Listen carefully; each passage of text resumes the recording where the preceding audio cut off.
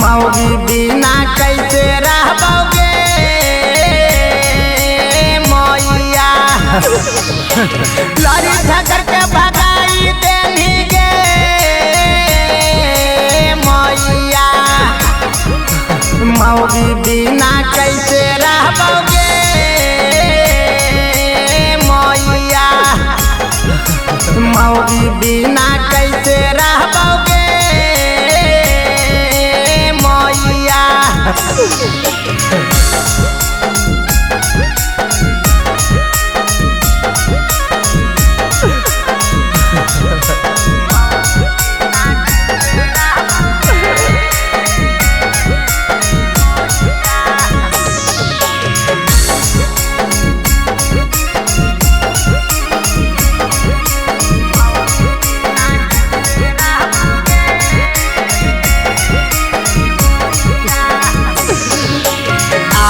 हलियै घराबा बाबो हलै गोराबा जिए मरे के कैले हलियै बादा गे।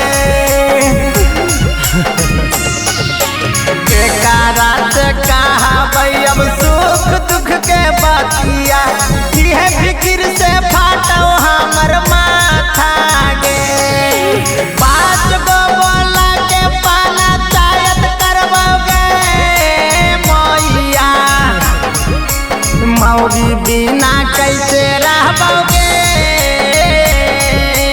मैया। मौगी बिना कैसे रहबोगे मैया।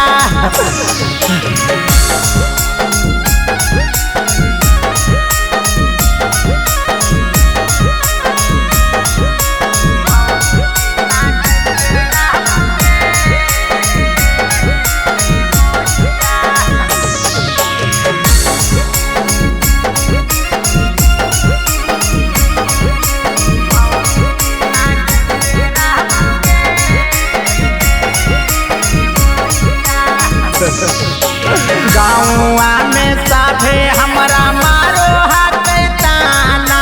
भागी गेलै हमारो कन्हैया गे।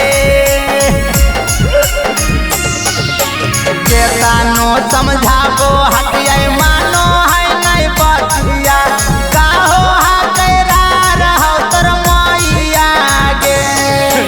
समुहक घर उजारी देनी गे मैया। मौगी बिना कैसे रहबोगे मैया। मौगी बिना कैसे रहबोगे मैया। जो ही घर छोड़ के हम हो जाए तो ही रही घर में। प्रेजेंटेड बाय कलश रिकॉर्डिंग स्टूडियो चेवाड़ा।